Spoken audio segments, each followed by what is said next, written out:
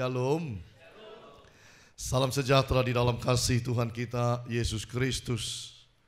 Bapak Ibu yang Tuhan Yesus kasihi, seorang pandai dosen profesor psikologi bernama Julian Holt Lunstad mengatakan bahwa dari penyelidikan dia 148 penyelidikan di Brigham Young University dikatakan bahwa banyak orang mengalami kematian sebenarnya karena kurang bersosialisasi.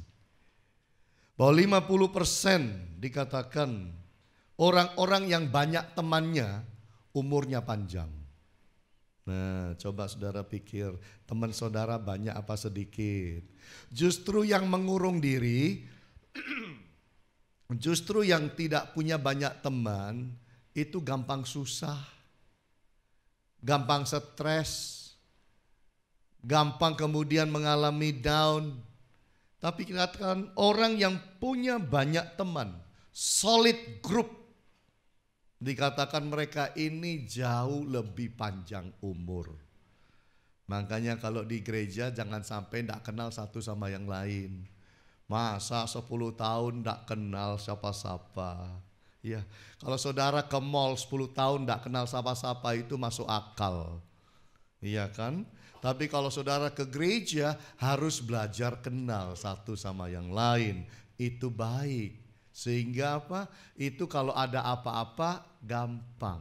Ada sahabat mendoakan, ada orang bisa menolong kita, memperhatikan. Karena manusia itu memang diciptakan Bapak Ibu untuk tidak pernah hidup sendiri.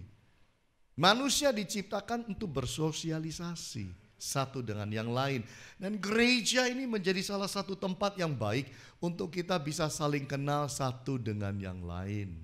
Untuk saling bisa support satu dengan yang lain. Kemarin saya dan Ibu Agnes, walaupun saya kurang enak badan, bahkan sampai saat ini, sempat pergi ke Adijasa untuk melayat 2 tempat. Dan salah satu yang kita layat adalah jemaat dan juga pelayan Tuhan yang suka bermain musik pakai trompet itu. Iya, beliau meninggal. Biasanya kan main di situ. Iya. Umurnya baru 63. Ya karena sakit lah Bapak Ibu. Saya masih sempat pergi ke rumah sakit untuk berjumpa dengan beliau. Dan Ibu Agnes mendoakan beliau. Katanya sih sakitnya di perut, begitu, asam lambung naik dan lain sebagainya. Tapi setelah kemudian keluar rumah sakit, dibawa ke Kuala Lumpur, dokter angkat tangan dan belum sempat kembali ke Surabaya. Beliau meninggal di sana.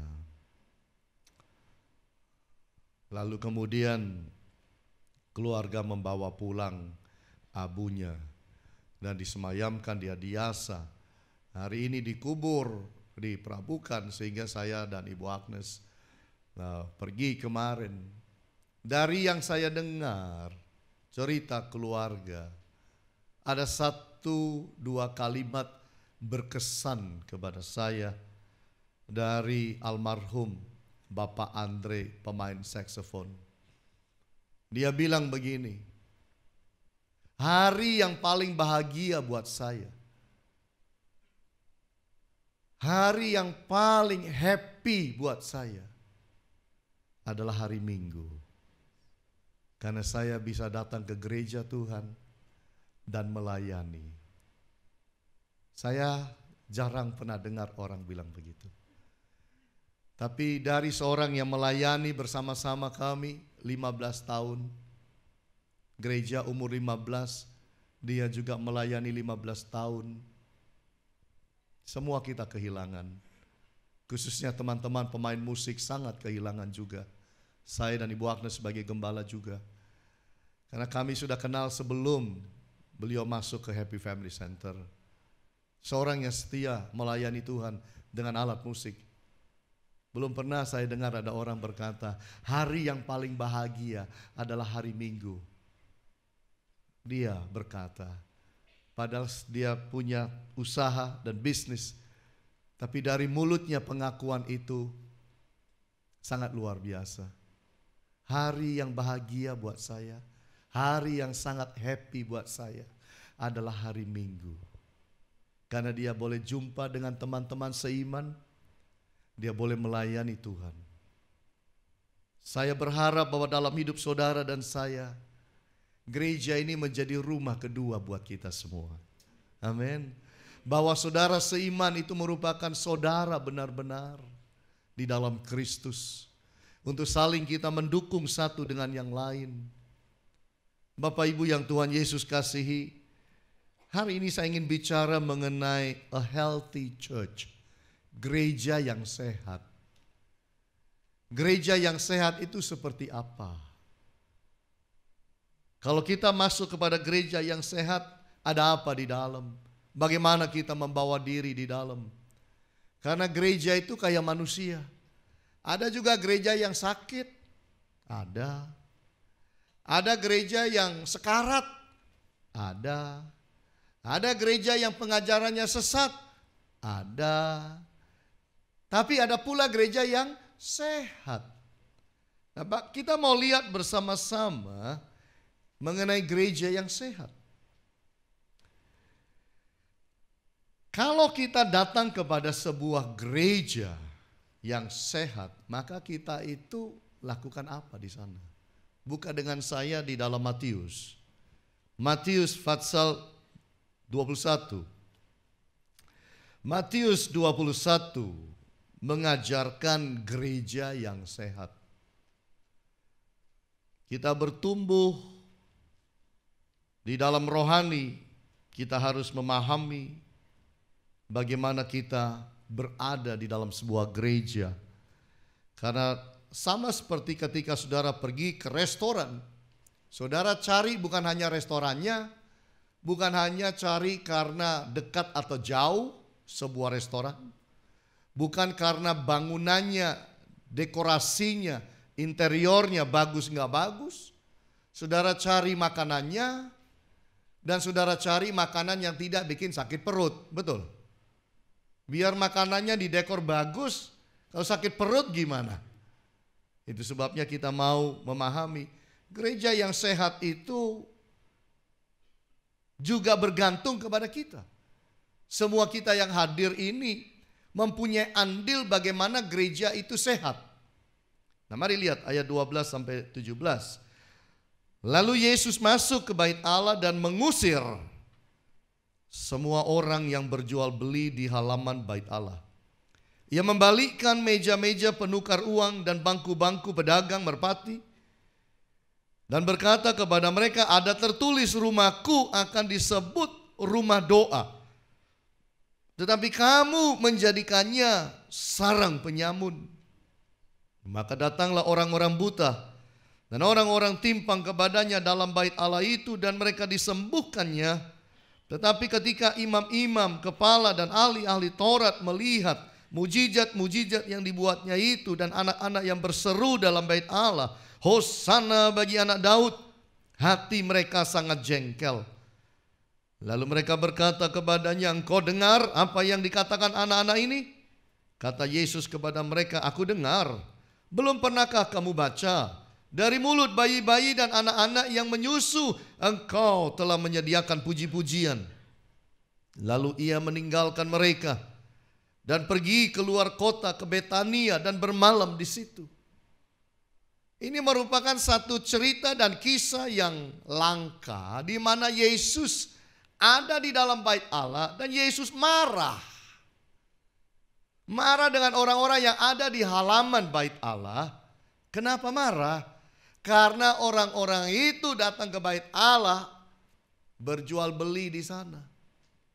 Mereka datang ke bait Allah itu menjual segala sesuatu yang dibutuhkan umat untuk mempersembahkan korban kepada Allah. Dari yang burung lah sampai tukar uang lah dan lain sebagainya. Itu dicasnya mahal, ekstra mahal, mencekik, mengambil kesempatan dari umat yang mau beribadah itu. Tercekik dengan harga-harga yang mahal. Nah, orang-orang ini datang bukan beribadah, mereka datang ini lakukan sesuatu, yaitu bisnis. Yesus lihat ini namanya bait Allah, ini mau dirubah jadi mall. Makanya itu Yesus marah dan Yesus bolak-balikan semua yang menjadi meja-meja penukar uang. Yesus marah kepada mereka semua yang hanya datang ke dalam gereja ngotorin gereja. Ngotorin dengan hati mereka, dengan niat mereka, dengan perbuatan mereka yang salah itu. Gereja yang baik kemudian berubah. Bait Allah yang baik berubah menjadi kotor karena mereka. Itu sebabnya ketika saya belajar dan mempelajari, merenungkan ayat-ayat ini, saya sampai pada satu pertanyaan. Gereja akan menjadi gereja yang sehat jika kita datang untuk apa? Yaitu adalah kalau kita datang untuk menyembah, gereja itu sehat. Come to worship. Bahwa saudara datang kepada rumah Tuhan, kepada gereja Tuhan, motivasinya harus baik dan benar. Harus lurus. Come to worship ini. Nah, Yesus melihat orang-orang ini memang datang, memang rame, memang beraktivitas, tapi mereka bukan datang menyembah. Ini loh, ini yang bikin kotor gereja. Ini yang salah.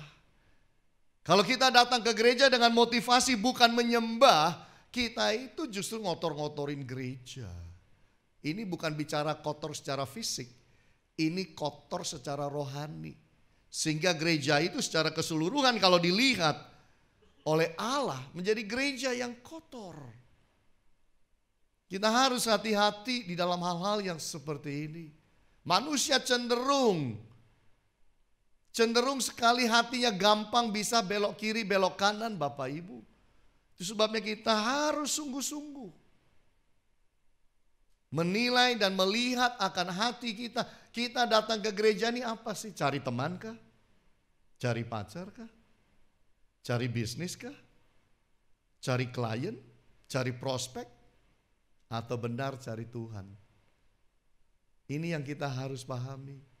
Karena zaman sekarang ini persaingan bisnis makin ketat. Betul enggak? Sehingga gereja pun kemudian dijadikan ajang untuk siapa tahu ada kesempatan bisnis. Tidak lagi membuat gereja sebagai gereja yang rohani dan urusan rohani, di mana kita datang menyembah, tapi bisa melenceng jauh. Dihindari pula dari gereja kita bahwa politik masuk dalam gereja. Politik lah. Kita setuju aja. Tidak mungkin negara itu tanpa politik. Tapi gereja-gereja, kan begitu Bapak Ibu. Kita tidak campur adukan yang spiritual dengan yang politik. Ini salah satu contoh. Karena kita lihat di dalam kesempatan-kesempatan yang lalu-lalu, bagaimana juga kemudian gereja ini kalau bisa dimasukin oleh politik. Pendeta-pendeta pun kemudian rame-rame, bukan lagi firman dibicarakan di atas mimbar. Jadi beda. Kita harus hati-hati. Kita jaga gereja kita dengan baik, dengan motivasi. Kita datang adalah untuk menyembah. Itu aja. Sederhana, simple, basic, fundamental. Bahwa kita datang ke gereja adalah datang untuk nyembah. Titik. Tidak cari yang lain. Amin Bapak Ibu. Supaya jangan kita kotor waktu kita datang. Tuhan lihat kita dan nilai kita. Oh, dia nggak datang cari aku kok. Kelihatannya dia cari aku, dia tidak datang cari aku. Dia datang dengan maksud yang lain dan tujuan yang lain dan motivasi yang berbeda. Kita harus hati-hati supaya kita datang untuk menyembah. Kalau semua datang untuk menyembah, gereja ini jadi gereja yang sehat. Karena gereja itu apa? Gereja itu bukan masalah bangunan. Yang disebut gereja itu oleh Alkitab adalah umat Allah. Orang percaya itu gereja. Lah kalau ini apa Pak? Kalau ini disebut gedung gereja. Anda bukan gedung gereja, Anda itu gereja. Saudara dan saya, kita itu gereja. Makanya gereja itu harus baik dan benar. Salah satu unsur penting dalam gereja menyembah. Gereja adalah tempat kita bertemu Allah. Itu. Tempat yang khusus kita boleh ketemu Allah. Dijauhkan dari segala aktivitas yang lain untuk fokus konsentrasi pada Allah. Ini. Gereja adalah tempat untuk membawa kasih kita dan penyembahan kita kepada Allah. Ini tempatnya. Kalau kita itu tidak bertumbuh, mungkin kita datang ke gereja, motivasi kita beda. Maksud kita beda. Tujuan kita berbeda. Kita yang harus koreksi hati kita. Mungkin saudara datang gereja, saudara berkata, kenapa aku gak rasa Tuhan di gereja? Jawabnya bisa jadi salah motivasi waktu datang. Makanya gak rasa apa-apa. Gereja adalah tempat kita untuk menghormati Allah. Dalam gereja itu. Pernah datang anak dari, kalau tidak salah, pendeta besar Samuel Doktorian ke Happy Family Center beberapa tahun yang lalu. Pas di Rich Palace dan saya ada di sana, beliau berkhotbah. Sebelum berkhotbah itu, Bapak Ibu, kita lagi nyanyi, nyembah, tepuk tangan. Orang itu bisa sujud dengan dahinya itu sampai ke lantai. Saya lihat itu juga bingung. Saya kan ada di sebelahnya. Orang sujud.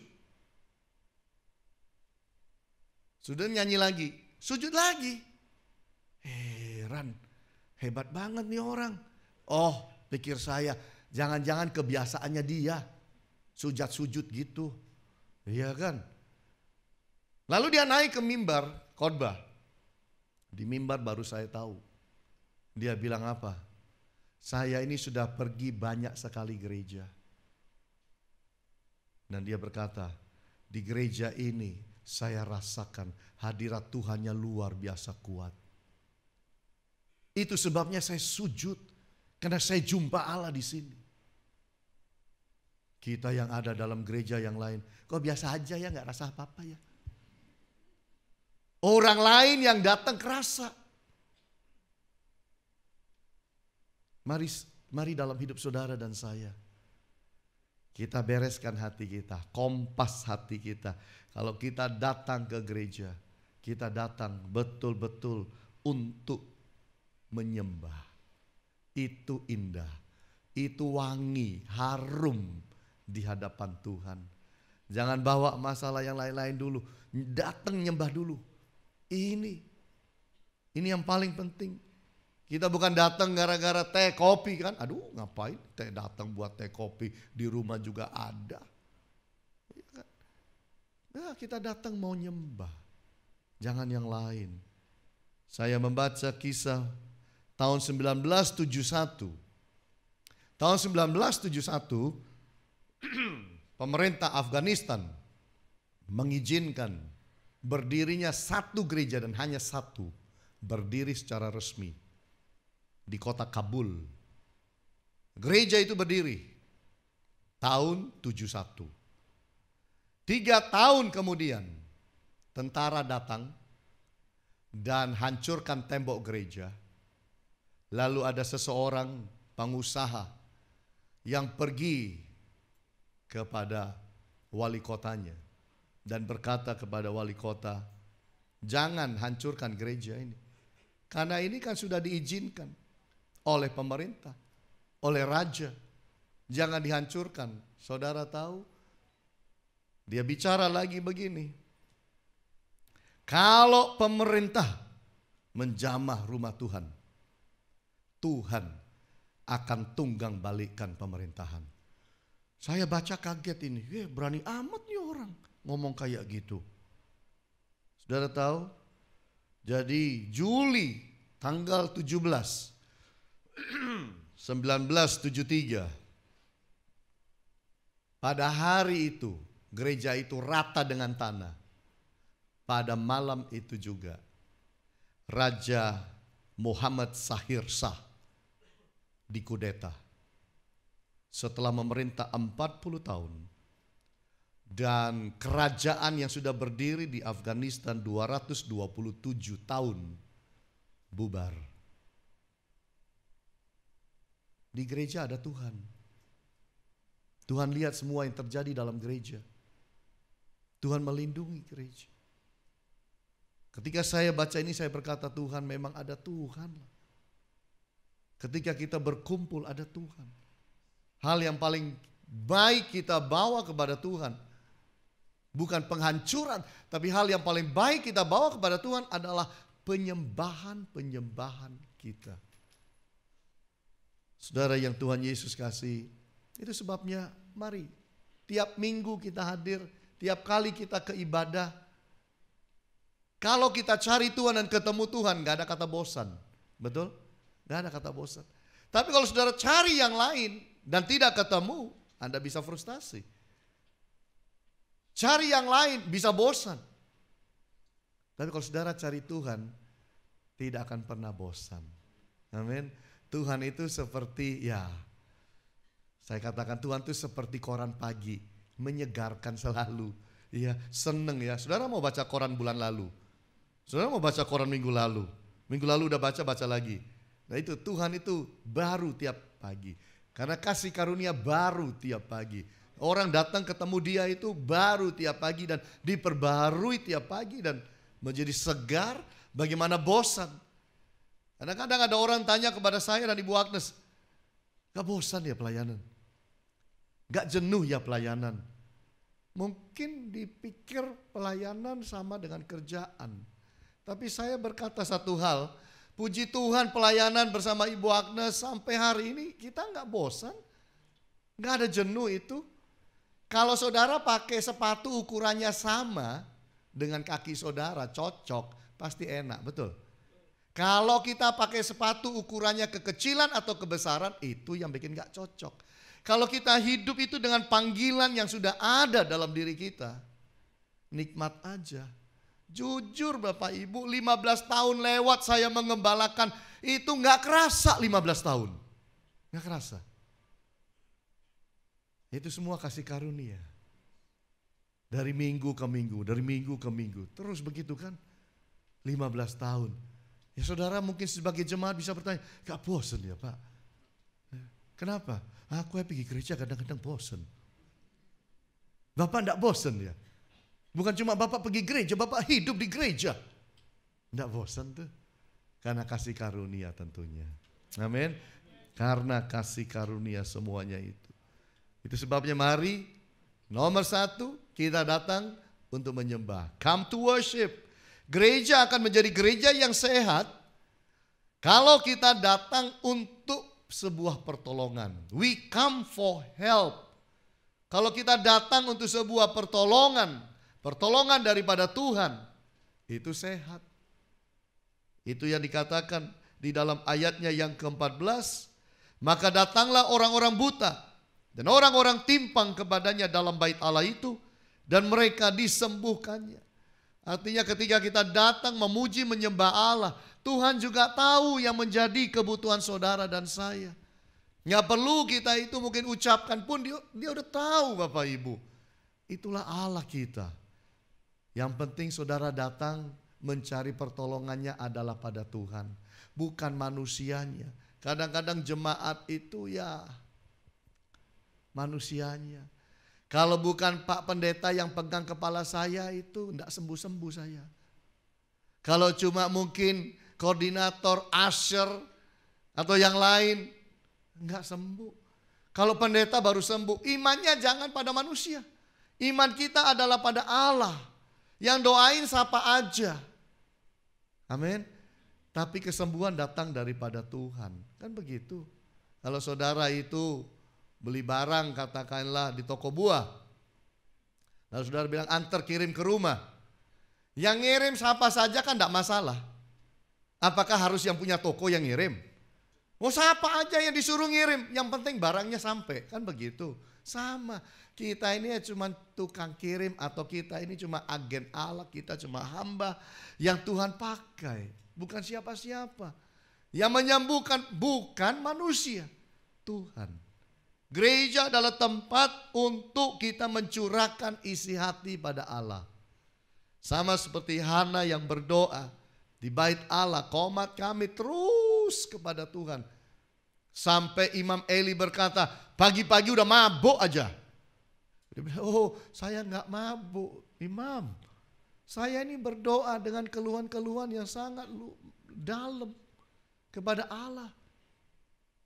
Qomat kami karena apa? Berdoa, menyerahkan masalahnya pada Tuhan. Kadang-kadang orang nggak tahu itu. Makanya saudara, datang pada Tuhan itu adalah tempat mencurahkan isi hati. Di dalam Mazmur 62 itu ada itu. Curahkanlah isi hatimu kepada Allah. Ini yang saya lakukan dahulu waktu saya menjadi seorang mahasiswa sekolah teologi di Amerika Serikat. Ketika saya merasa ada beban, ada masalah, cerita sama orang bule itu nggak nyambung, beda. Nah, cerita pada orang Indonesia, nggak ada orang Indonesianya. Sekolah saya itu nggak ada orang Indonesia. Saya indil-indil sendirian, orang Indonesia itu sendirian. Mau cerita sama siapa saya? Akhirnya saya ambil satu disiplin. Saya makan siang tuh yang cepat. Itu jam 12 kan sampai jam 1. Jam 1 lebih 15 saya harus kerja. Jadi saya makan siang itu cepat sekali. Saya nggak perlu antri sebenarnya. Jadi kalau ada antrian mahasiswa itu sampai 200 gitu ya, 300. Saya itu boleh langsung potong jalur, langsung paling depan dekat dengan makanan untuk dilayani. Karena saya ini kerjanya dulu bagian tukang cuci piring. Iya.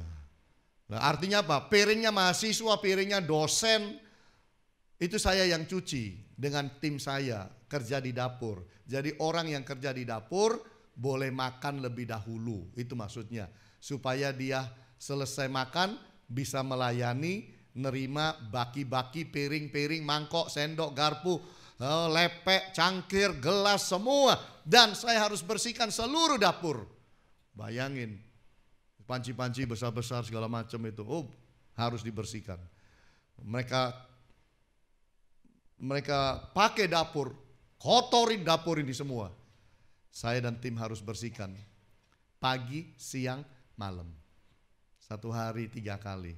Bayangin, kalau mahasiswanya 500, garpunya 500, belum termasuk stafnya kira-kira 150. Bayangin, sendok, garpu semua, begitu banyak saudara. Luar biasa. Ya makan. Saya habis makan, saya makan itu sudah gak bisa enak-enakan ngobrol. Kadang-kadang diajak ngobrol, saya bilang jangan ngobrol. Saya makan, saya mau kerja. Jadi makan tuh 5 menit, 10 menit. Udah itu. Cuma dikirim doang itu saudara. Kirim, selesai. Langsung ke sana kan. Nah, saya sudah bersihin semua, sudah kerja. Sisa waktu saya lari. Begitu. Lari untuk apa? Lari untuk berdoa. Sampai nanti kemudian saya bekerja benar-benar. Jadi itu yang saya lakukan. Salah satu pekerjaan pernah di dapur 9 bulan. Dan supervisor saya, staff, berkata, Hani, kamu kerja lagi ya, sudah boleh pilih kerjaan lain di kampus itu. Hani, kamu kerja lagi di sini, kamu tak jadikan supervisor ya? Saya bilang no. Kalau musim panas, panasnya minta ampun saudara. Itu sebagian sedikit dari neraka saudara. Panasnya luar biasa. Apalagi dapur, panasnya. Dia bilang, saya senang sama kamu bekerja di dapur sini dengan timmu. Saya angkat kamu jadi supervisor, mau? Saya bilang, no. Kamu tuh kerjanya bersih. Dapur di sekolah saya itu menjadi dapur terbersih di Minnesota pada waktu itu. Saya di Minnesota. Itu dapur terbersih. Kalau ibaratkan provinsi, itu paling bersih satu provinsi. Jadi antar kampus itu ada penilaian. Kampus saya paling bersih. Karena ada orang Indonesia kerja di situ. Haleluya. Amin Bapak Ibu. Ya. Nah, mari di dalam hidup ini kita lihat. Jadi saya kadang-kadang itu lari ke chapel. Saya lari ke chapel untuk saya berdoa. 15 menit di sana. Begitu, 20 menit di sana. Kadang bisa dapat setengah jam. Kadang-kadang saya itu nggak makan siang. Belain nggak makan siang, saya makan apel. Saya hanya makan apel satu supaya saya bisa langsung ke chapel dan saya bisa berdoa jauh lebih banyak, mencurahkan isi hati. Itu ada di chapel itu, saya di situ. Tempat berlutut ada di situ, saya menghadap akan mimbar dan saya berdoa sendirian di situ. Selalu begitu. Kadang-kadang satpam itu datang liatin, dibuka pintu ngeliatin, ngapain ini orang Indonesia masuk chapel sendirian, mau ngambil apa begitu. Kira-kira begitu ya. Oh enggak, tiap kali dilihat, oh datang berdoa. Lama-lama saya dibiarin, udah tahu kebiasaannya, biasanya datang tuh berdoa. Gereja itu tempat mencurahkan isi hati. Gereja itu adalah tempat juga untuk kita merendahkan diri di hadapan Tuhan. Karena Tuhan itu mau saudara dan saya itu hidup bergantung pada Tuhan. Salah satu cara kita menunjukkan dan membuktikan diri kita itu bergantung pada Tuhan adalah kalau kita ke gereja. Makanya kalau saudara tuh lama enggak ke gereja, itu saudara bicara apa ke sorga? Saudara berkata, aku enggak peduli dengan yang rohani, aku enggak peduli dengan Tuhan, aku tidak bergantung pada Tuhan. Itu yang kita ucapkan. Tapi kalau kita sering ke gereja, sebenarnya kita bicara, Tuhan ini loh aku datang kepada Engkau, mencurahkan isi hatiku, merendahkan diri di hadapan hadirat-Mu untuk minta pertolongan. Gereja adalah tempat kita mendapatkan pengharapan kita dan pertolongan kita dalam gereja. Nah kalau kita saling tidak kenal satu sama yang lain, gimana kita minta doa, minta tolong kepada yang lain? Betul nggak Bapak Ibu? Tapi kalau kita itu dekat satu sama yang lain beda. Saya selalu bilang kepada waktu kita meeting untuk para pelayan Tuhan sebulan sekali, karena kenal semuanya, kumpul semua di sini. Nyanyi nyembahnya agak beda. Kenapa beda? Kenal satu sama yang lain. Wah, itu nyembahnya luar biasa indah. Dan saya berharap juga semakin kita kenal satu dengan yang lain dalam jemaat, kenalan itu semakin kita rasa kenal, kita nyembahnya jadi jauh lebih enak. Makanya kalau saudara bertanya, kenapa sih di HFC itu ada teh, ada kopi, ada roti, walaupun enggak untuk semua, tapi ya kita siapkan setengah jam sebelumnya aja. Kenapa? Karena supaya itu dipakai untuk saudara bisa bergaul, ngobrol satu sama yang lain. Itu tujuannya itu. Bukan dikasih supaya saudara tuh enggak lapar kalau dengar khotbah, bukan. Bukan, jangan salah. Apalagi maksud saudara dikasih supaya dibawa pulang buat anak cucu di rumah. Juga bukan. Karena ada orang-orang yang datang ke gereja dulu ya. Waktu gereja masih awal. Dulu datang ke gereja, awal-awal datang ke gereja. Itu tasnya dibuka, itu roti masuk, itu 7, 8, 9. Saya tanya, Bu, ini buat siapa? Asar saya tanya, Bu, ini buat siapa? Ini buat anak cucu di rumah katanya. Lalu dikasih kopi. Kopi dulu tuh sasetan yang harus dibuka itu kan. Nah, kopi itu ngambilnya enggak satu. Kopi itu ngambilnya itu satu tangan. Wuk, begitu masuk, plung. Lah, dilihat Asar ditanya, kenapa kok ambilnya banyak begitu? Jawabnya juga jujur dan polos. Ini jatah saya buat seminggu di rumah. Loh, gereja itu membiayai kopi saudara di rumah. Bukan Bapak Ibu, gereja itu kasih teh, kopi atau roti bagi saudara yang mau. Itu adalah supaya saudara bisa kenalan sama yang lain, saling kenal sambil ngobrol ndak garingan. Bisa ada tehnya, bisa ada kopinya, daripada saudara itu ngobrol cuma bawa warta. Terus buat kipas.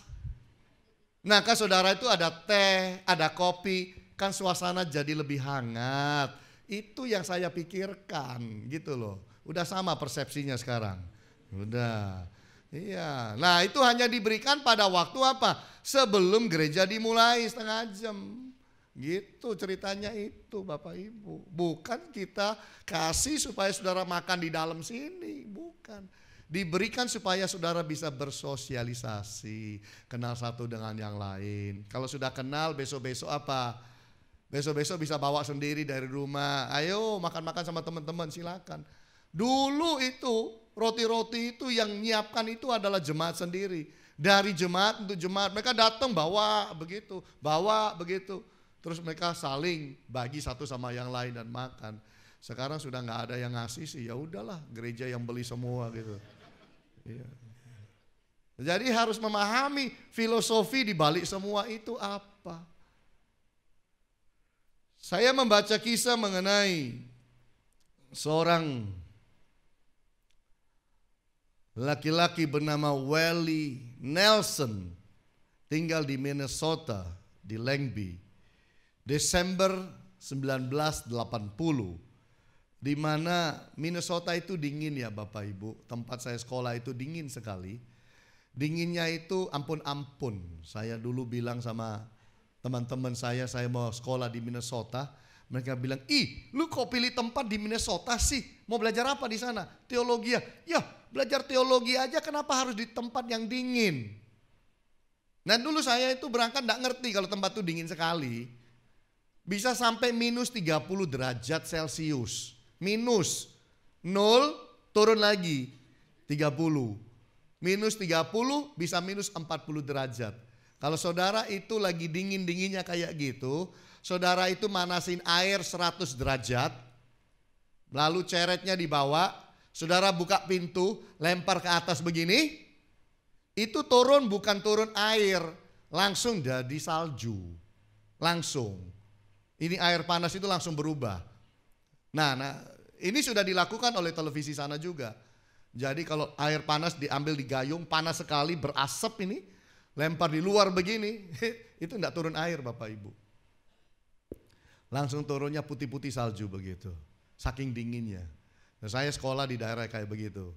Nah, pada satu kali Desember 1980, Willie Nelson ini baru sadar bahwa ternyata ada seorang gadis duduk di pekarangan rumahnya kedinginan. Namanya adalah Jane Hilliard. Kedinginan sampai kayak beku begitu. Udah kayak apa namanya batang pohon beku begitu. Ternyata dia udah kedinginan di situ 6 jam. Bawa pergi ke rumah sakit dan kemudian diobati di sana. Dan puji Tuhan untung tidak apa-apa. Ini yang luar biasa. Karena bagi orang sana, Bapak Ibu, 6 jam di luar tanpa baju yang benar, pakai jaket yang benar, itu mestinya mati dan lain sebagainya. Ini kok bisa hidup dan tetap oke. Makanya keluar dari rumah sakit Bapak Ibu, dipanggil bicara di televisi, dipanggil bicara di seminar-seminar, dipanggil bicara di mana-mana, sampai televisi top, host yang top, Tom Brokaw itu sampai interview dia. Kok bisa? Ini mujizat. 6 jam ada di tempat yang kayak begitu dingin, minus puluhan. Kamu kok bisa hidup? Sekali lagi jawabnya satu, karena Tuhan. Tuhan sayang kepada dia. Sehingga di dalam minus yang kayak begitu, dia bisa tetap hidup. Nah setelah selesai, orang udah gak undang-undang, dia dikasih tiket terbang kemana New York, dikasih tiket terbang kemana untuk bersaksi, ceritanya itu. Nah setelah itu Bapak Ibu, sudah gak ada yang manggil. Gadis ini cari kerja di toko-toko ya, Walmart, model-model begitu, toko-toko grocery yang kecil-kecil. Lalu dia tuh bilang begini, kok hidup saya begini aja ya? Kok cuma begini ya? Kok gak ada kemajuan yang lain? Gak dapat sesuatu yang lebih hebat dari Tuhan? Padahal dia sudah dapat sebuah mujizat. Kadang-kadang manusia itu tidak menghargai pertolongan Tuhan. Ini masalahnya. Kadang-kadang manusia itu tidak hargai mujizat yang Tuhan sudah kasih. Kalau saudara dan saya masih bisa hidup sehat seperti ini, itu mujizat juga. Jangan pernah bilang ini, saya gak pernah dapat mujizat. Oh ya, bisa sehat seperti ini, mujizat Anda. Kita itu makan apa saja kita gak tahu. Mungkin harusnya sakit karena Tuhan lindungi kita. Jadi gak sakit. Betul gak Bapak Ibu? Kita harus belajar mengucap syukur. Pergi ke gereja itu, kita pergi untuk mendapat pertolongan Tuhan. Jadi ini yang kita harus pahami. Ya, jangan menyesal, jangan kecewa sama Tuhan hidup ini. Oh, saya dari dulu, dari tahun ke tahun begini aja. Dah, nyesel. Jangan. Datang dan cari Tuhan dalam gereja. Ungkapkan akan semua beban hidup saudara. Tuhan tuh ada di tengah-tengah. Di mana 2-3 orang berkumpul, ada Tuhan di tengah-tengah untuk menolong kita. Amin. Nah, yang terakhir kita lihat, gereja akan menjadi gereja yang sehat kalau kita datang untuk melayani. Come to serve. Datang dengan hati yang betul-betul bisa melayani dengan baik. Kalau saudara lihat dengan saya di dalam ayat 15, di dalam bait Allah itu ada imam-imam.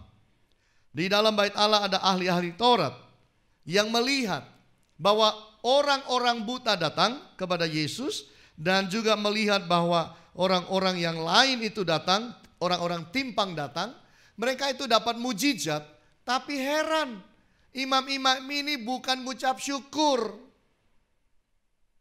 Iri hati justru. Firman berkata mereka jengkel, sangat jengkel. Ketika ada orang-orang yang sudah disembuhkan, lalu orang-orang ini memuliakan Tuhan dengan berkata, Hosana bagi anak Daud. Hati mereka jengkel. Kenapa ya? Karena ada orang-orang datang di dalam hidup ini tidak betul-betul datangnya adalah untuk Tuhan. Mereka datang supaya populer. Maksudnya melayani itu adalah supaya dilihat orang. Supaya mereka itu dihormati orang. Begitu. Supaya di dalam hidup mereka itu menjadi terkenal. Begini.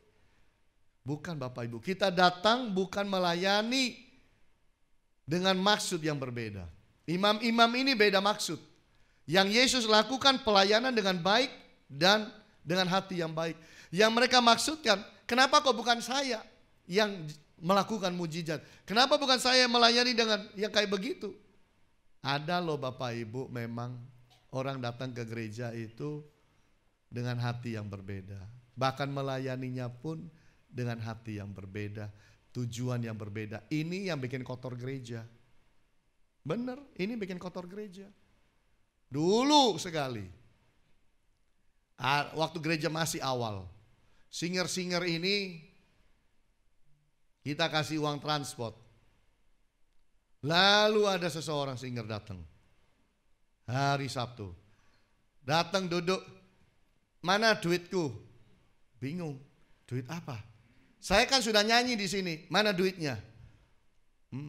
Sejak tahu itu, tak hapus, singer gak dapat apa-apa. Biar Tuhan saja yang kasih.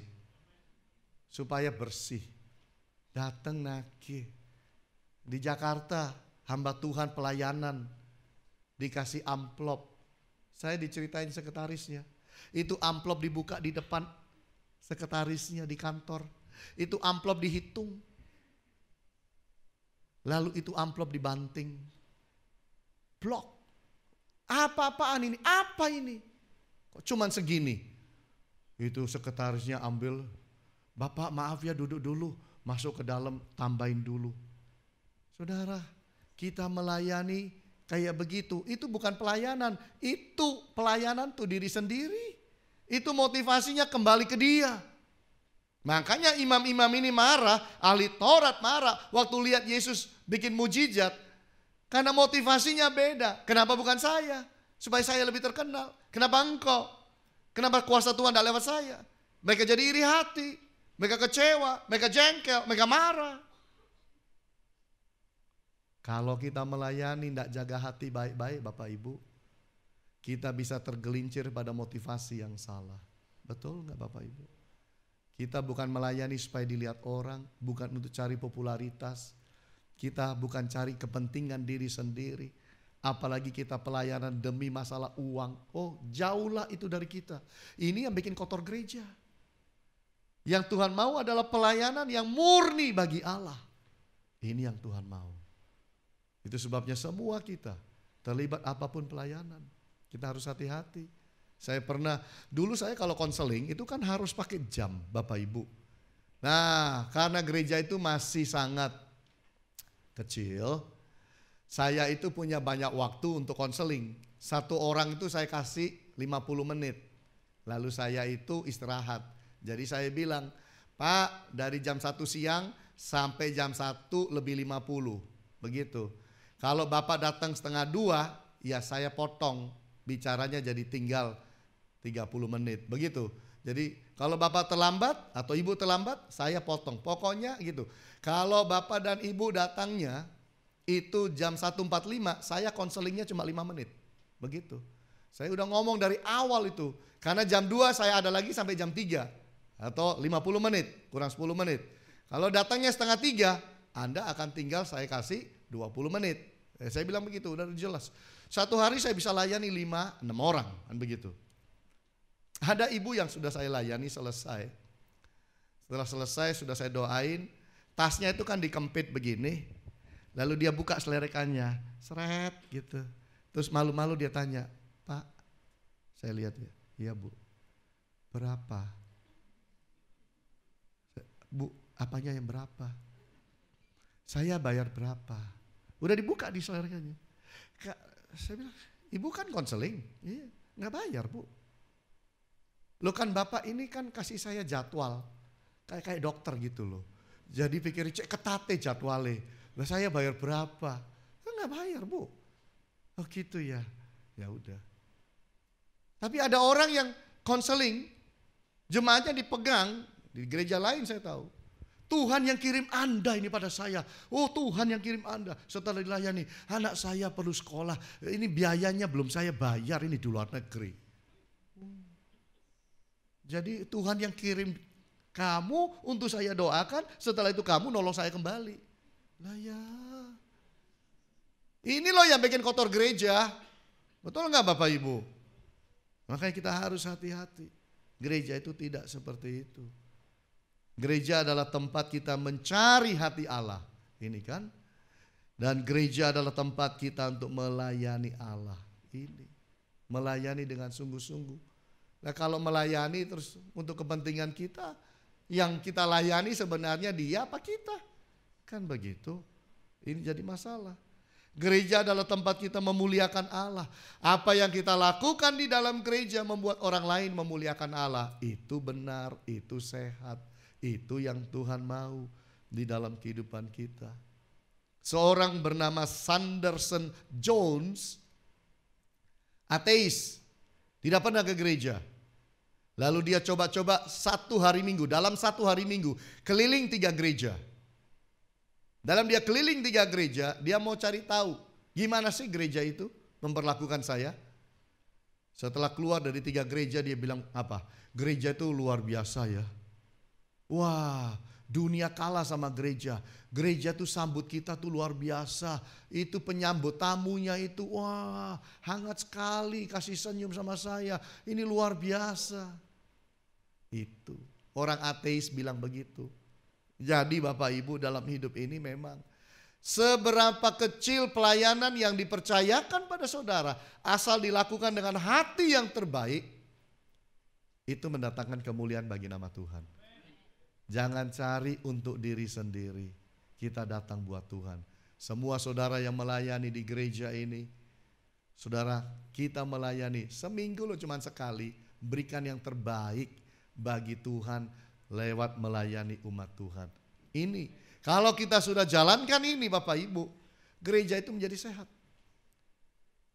Gereja sehat itu bukan bergantung pendetanya saja, bukan bergantung manajemen yang ada di dalam gereja. Gereja sehat itu bergantung pada semua kita yang ada. Saya ketemu dengan seseorang di Jakarta. Orang ini bilang begini. Dia cerita mengenai seorang pengusaha kaya yang mau kerjasama dengan Jepang. Dan kemudian Jepang bilang, saya mau lihat tempatmu. Pabrikmu mana, saya mau lihat. Dibawa ke pabrik. Begitu sampai di pabrik, mau diajak untuk masuk ke ruang meeting. Gitu loh. Lihat-lihat produksi juga. Sampai di pabrik saudara, orang Jepang bilang apa? Nomor satu yang saya mau kamu tunjukkan saya adalah toiletmu. Orang Jepang masuk ke toilet. Keluar dari toilet dia bilang apa? Pulang. Saya mau pulang, saya tidak mau kerja sama dengan engkau. Loh kenapa? Enggak, saya enggak yakin kerjasama dengan Anda ini baik. Kenapa? Lama-lama dia bilang, toiletmu lo kotor. Loh itu kan cuma toilet. Kita kan begitu orang Indonesia. Oh cuma toilet. Orang Jepang bilang begini, kalau toiletmu aja kamu udah bisa ngurus. Kamu udah akan bisa ngurus semua ini. Standarnya lain. Iya kan? Makanya kalau pakai toilet sing apik ya sing resik. Selesai itu disiram. Ya, jangan-jangan ada orang Jepang di sini. Iya kan? Wah gawat nanti. Kita nggak bisa buka gereja di Jepang nanti. Iya kan? Jadi mari Bapak Ibu. Standar itu macam-macam. Tuhan punya standar bersih. Gereja yang bersih bukan karena dipel bersih. Tidak ada debu di meja, bukan. Gereja yang bersih. Kalau kita datang untuk menyembah, itu bersih. Gereja yang bersih kalau kita datang untuk mencari pertolongan dari Tuhan. Gereja bersih kalau kita datang untuk melayani dengan hati yang baik. Itu gereja bersih. Mari kita buat gereja kita gereja yang bersih di mata Allah. Tuhan Yesus berkati kita semua.